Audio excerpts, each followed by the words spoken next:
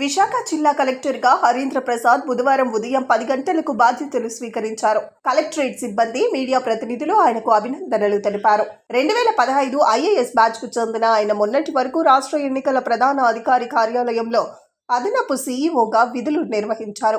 బాధ్యతలు చేపట్టిన అనంతరం కలెక్టర్ హరీంద్ర ప్రసాద్ మాట్లాడుతూ ప్రజలకు ఎల్లప్పుడూ అందుబాటులో ఉంటానని అన్నారు. విశాఖను ఐటీ, ఆర్థిక రాజధానిగా చేయాలన్న రాష్ట్ర ప్రభుత్వ ఆశయాలకు అనుగుణంగా పనిచేస్తానని చెప్పారు. అందరికీ నమస్కారం. నా పేరు హరీంద్ర ప్రసాద్.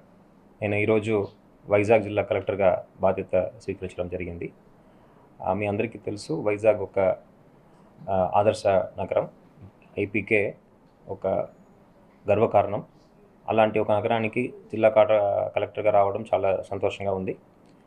డెఫినెట్గా ఈ అవకాశాన్ని ఉపయోగించుకొని ప్రజలకు మంచి జరిగే విధంగా పూర్తి స్థాయిలో పనిచేస్తానని ఈ సందర్భంగా అందరికీ తెలియజేస్తున్నాను. ప్రజలకు అందుబాటులో ఉంది. ప్రభుత్వం యొక్క సంక్షేమ మరియు అభివృద్ధి కార్యక్రమాలని అర్హత ఉన్న ప్రతి ఒక్కరికి చేర్పించే విధంగా చర్యలు తీసుకుంటామని ఈ సందర్భంగా తెలియజేస్తున్నాను. We will be available fully. Besides that, any day if somebody walks in, వాళ్ళకు అవకాశం ఇచ్చి వాళ్ళ ఒక సమస్యని పూర్తిగా విని పరిష్కారం చేసే విధంగా చర్యలు తీసుకోవడం జరుగుతుంది.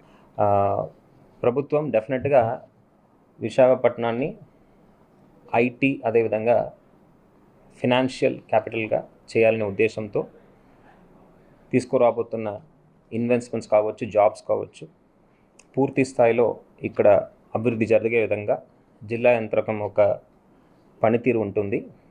దానికి కావాల్సిన ఎఫర్ట్స్ డెఫినెట్గా పెట్టడం జరుగుతుంది. ఇక్కడ దానికి కావాల్సిన స్కిల్ డెవలప్మెంట్ కావచ్చు, దానికి కావాల్సిన ఎకో సిస్టమ్ కావచ్చు, డెవలప్ చేయడం జరుగుతుంది.